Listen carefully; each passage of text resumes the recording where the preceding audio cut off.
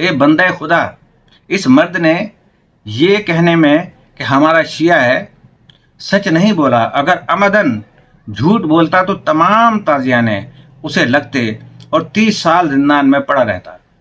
لیکن چونکہ یہ ہمارا محب ہے اس لیے اللہ تعالیٰ نے اسے نجات دی ہے. حاکم نے عرض کیا، آپ کے شیعوں اور محبوں میں کیا فرق ہے؟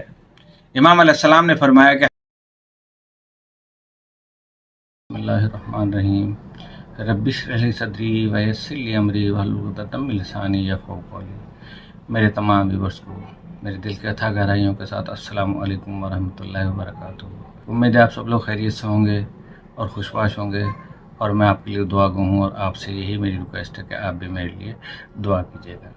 آج کل غدیر کا، اس کے بعد مباہلے کا پروگرام چلا، اور ہمارا جو سلسلہ چل رہا تھا وہ جھوٹ پر چل رہا تھا. جلدی اس کو نمٹا کے پھر محرم الحرام کی آمد ہے، پھر اس کے انشاءاللہ پروگرام کرنے ہیں. اور پروگرام آپ کو اچھا لگے، بلکہ اچھا لگے گا تو سبسکرائب کر دیجیے گا، اور ویوز بھی دیجیے گا، اور ساتھ ہی ساتھ لائک بھی کیجیے گا، کمنٹس باکس میں لکھیے گا بھی. تو ہمارا جھوٹ کا پچھلا پروگرام ختم ہوا تھا.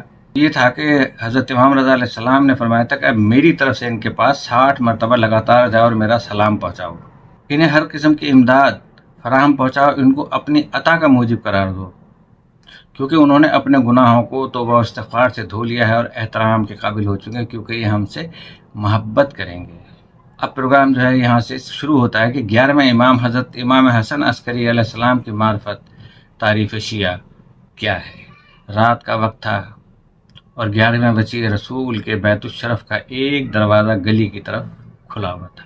شہر کا حاکم وہاں سے عبور کر رہا تھا. حاکم کے غلام اور نوکر ایک مرد کو رسیوں سے جکڑے ہوئے لے جا رہے تھے. جس وقت حاکم کی نظر امام علیہ السلام پر پڑی، وہ گھوڑے سے اتر کر پیدل ہو گیا اور رسوم آداب بجا لایا.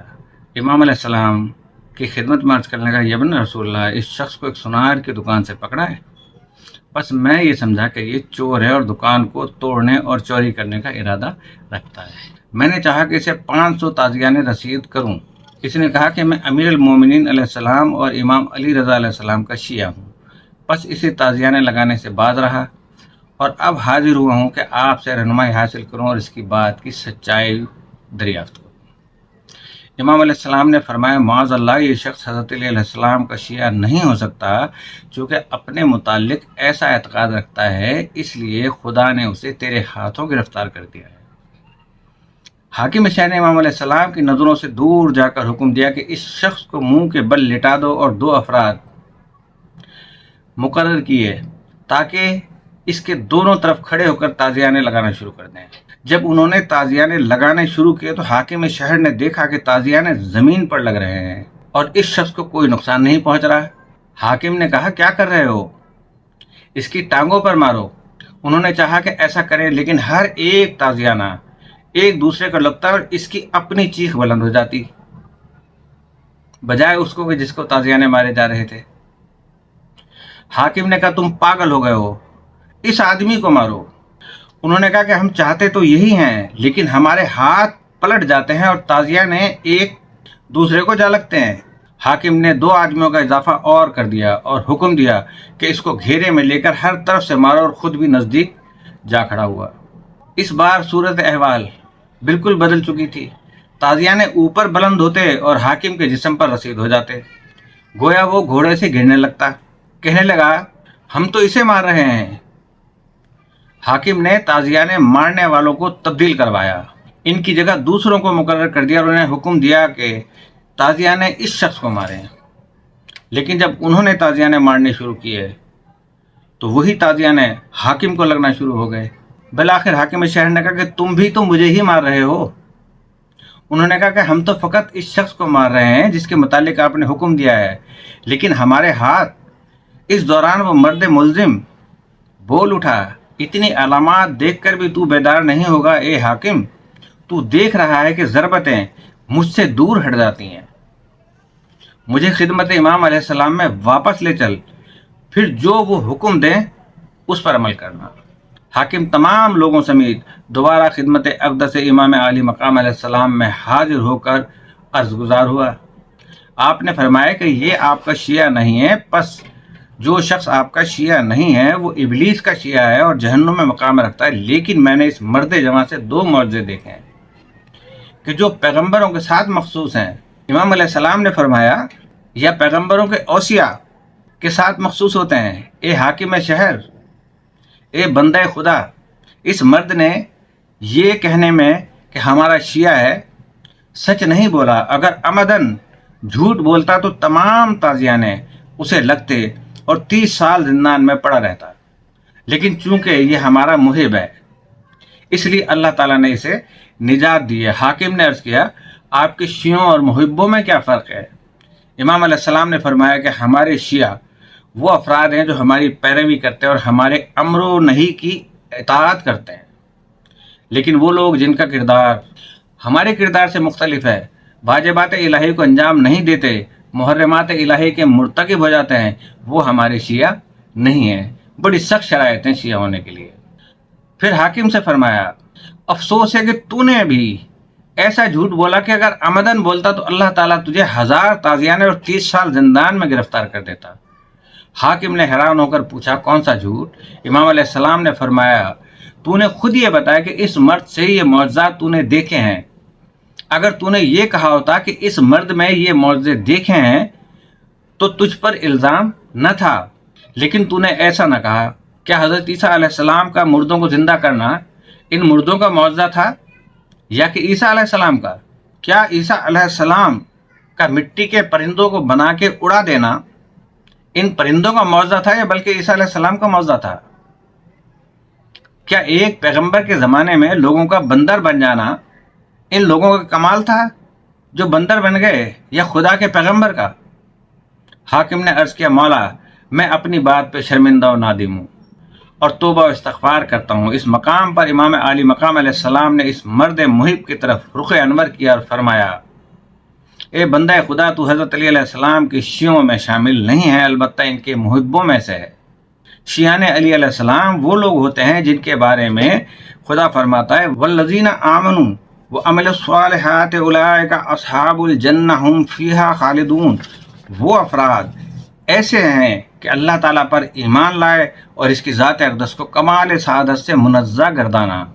انہوں نے حضرت محمد مصطفیٰ صلی اللہ علیہ وآلہ وسلم کی گفتار و کردار کی تصدیق کی اور ان کے فوراً بعد حضرت علی علیہ السلام کو امام برحق اور پیشوائے حقیقی قرار دیا اور امت محمد میں سے کسی ایک کو بھی حضرت علی علیہ السلام کے برابر اور ہم پلہ قرار نہ دیا، حتیٰ کہ تمام لوگ امت محمدیہ کے ایک پلڑے میں ڈال دیے جائیں اور حضرت علی علیہ السلام دوسرے پلڑے میں ہوں تو وہی پلڑا وزنی ہوگا جس پر حضرت علی علیہ السلام کے قدم مبارک ہوں گے۔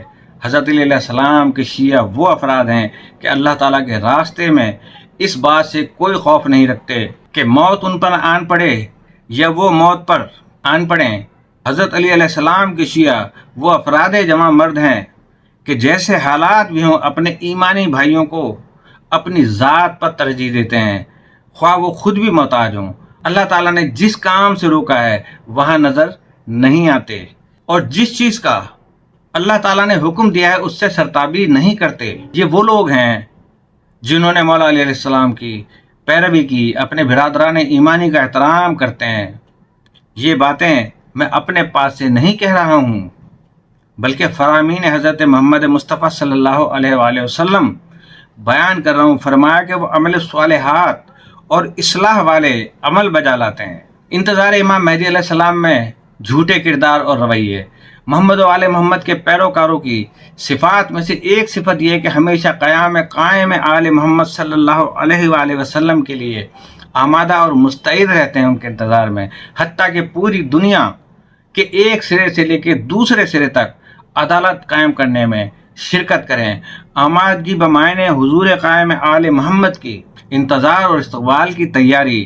شاید بعض لوگ یہ سمجھتے ہیں کہ فقط زبان سے کہہ دینا کہ ہم منتظر ہیں کافی ہے۔ انتظار متحقق ہو گیا۔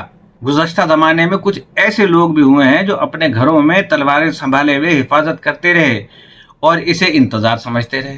آج بھی ہم لوگ یہی کرتے ہیں سلام کے اندر، اجل اللہ تعالی فرجک وسہل اللہ تعالی مخرجک و ظہورک، کہ ہم آپ کا انتظار کر رہے ہیں لیکن پھر گھروں میں جا کے اے سی میں سو جاتے ہیں۔ انتظار یعنی جس ہستی کی آمد کا انتظار کر رہے ہیں اس کے لیے مکمل ماحول فراہم کرنا اور ان کے استقبال کی تیاری کرنا. مہمان کا انتظار ہو تو گھر کو پاک صاف کر کے دعوت کا سامان تیار کیا جاتا ہے، اپنا لباس پاک اور صاف کر کے پہن لیتے ہیں. اس طرح کے کتنے کام ہوتے ہیں جو انتظار کا حصہ ہیں. فقط منہ زبانی کہہ دینا کہ ہم تیری انتظار میں ہیں مہمان کے لیے قابل قبول نہیں ہوتا. کجا یہ کہ مہمان خود ہی گھر کا مالک ہو اور اس کے احکام واضح طور پر پہنچ چکے ہوں، کہ جیسے ہم لوگ مختلف لوگوں کو دعوتیں دیتے ہیں، گھر پہ آئیے گا، گھر پہ آئیے گا. اب جب وہ آ جاتا ہے تو پتہ چلتا ہے گھر کا حال حلیہ بالکل بگڑا ہوا ہے، لباس میلے ہیں بچوں کے، گھر میں کوئی صفائی نہیں ہے. تو ان سے فوراً کہا جاتا ہے آپ آ رہے تھے تو بتا کے آتے. آج یہی کیفیت ہم سب لوگوں کی ہے کہ یا امام آ رہے تھے تو آپ ہمیں بتا دیتے، ہم کچھ آپ کے لیے کر لیتے. کوئی انسان جو ظہور امام علیہ السلام کا منتظر ہو، اسے ہرگز پیغمبر اسلام کے فرامین، قرآن اور اہل بیت علیہ السلام کی سیرت طیبہ کی خلاف ورزی نہ کرنا چاہیے، بلکہ اپنے آپ کو اس طرح آمادہ کر لے کہ جو ہی پکارا جائے اپنے اعلیٰ ترین ہدف کے ساتھ خدمت امام عالی مقام علیہ السلام میں حاضر ہو کر کہے لبیک ابن رسول اللہ. مسجد تعمیر کرنے میں جھوٹ. کہا جاتا ہے کہ کسی شخص نے مسجد تعمیر کی اور اپنے نام کی تختی نصب کر دی. ایک رند نے پوچھا جو یہ میخانوں میں بیٹھے ہوتے ہیں، یہ مسجد تو نے کس لیے تعمیر کی ہے؟ کہا کہ اللہ کے لیے. کہا کہ اگر اللہ کی تعمیر ہے تو پھر اپنا نام اس جگہ سے ہٹا لے اور میرا نام اس جگہ پہ لگا دے. ایک طبقہ جو مسلمانوں کے روپ میں گھس آیا ہے، حالانکہ وہ دشمنان رسول خدا سے تعلق رکھتا تھا، انہوں نے ایک مسجد زرار تعمیر کی تاکہ اسے اسلام دشمنی کا مرکز قرار دیں. مسجد اللہ تعالیٰ کی عبادت کے لیے ہوتی ہے، لیکن منافقین نے اسلام کی دشمنی کی خاطر مسجد تعمیر کر ڈالی تاکہ مسجد کے نام پر دھوکہ دیں. قرآن حکیم کی آیات نازل ہوئیں جن میں منافقین کے پست اور گھٹیا مقاصد کی خاطر تعمیر کیے جانے والے مرکز کو مسجد زرار کا لقب دے کر اسے گرا دینے کا حکم دے دیا. آج ہند و پاک میں ایسی بے شمار مسجد زرار بنی ہوئی ہیں جو اپنا یہ کام کر رہے ہیں. زیارات کے بارے میں جھوٹ. زیارات مقامات مقدسہ ہیں. اگر اخلاص اور ارادہ لو وجد اللہ نہ ہو تو یہ صداقت فعلی نہیں. بعض لوگ خانہ خدا کے مقامات و مقدسہ و معظمہ و منورہ کی زیارات سے مشرف ہوتے ہیں.